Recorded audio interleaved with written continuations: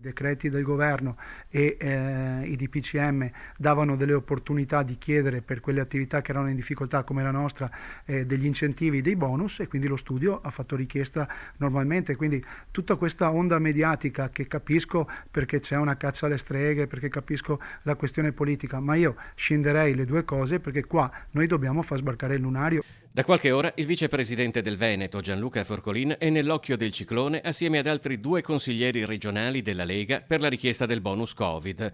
Un atto legale ma ritenuto decisamente inopportuno per chi percepisce già un sostanzioso stipendio pubblico.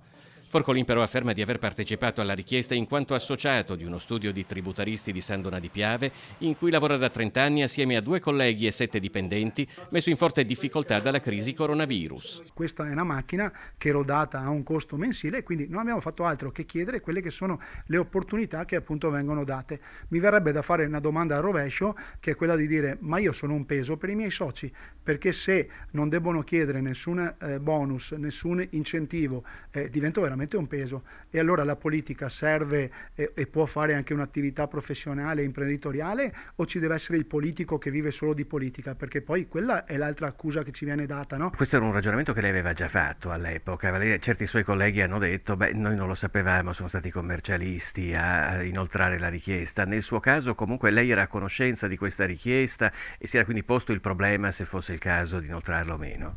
L'abbiamo chiesta in quel momento, sinceramente eravamo in oggettiva difficoltà, e tutte le occasioni che arrivavano e abbiamo fatto per i nostri clienti l'abbiamo fatto anche per noi. Gianluca Forcolin ha 51 anni, ha sempre militato nella Lega. Nel 1993 esordisce come amministratore nel comune di Musile di Piave, di cui è stato vice sindaco, assessore, quindi sindaco dal 2007 al 2015.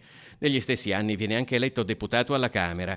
Dal giugno del 2015 è vicepresidente della regione e assessore al bilancio. Una lunga carriera che potrebbe fermarsi qui. Il segretario della Liga Veneta, Lorenzo Fontana, ha detto che alle prossime regionali non ci sarà posto per chi ha chiesto il bonus Covid. Io sono sereno dal punto di vista sia amministrativo che dal punto di vista politico. Certo non è una pratica inevasa, perché poi è rimasta inevasa, a scalfire quello che è stato il mio impegno in questi 5 anni, dove ho corso in lungo e in largo per il Veneto, sono stato assieme alla mia gente, e quindi questo è il mio biglietto da visita.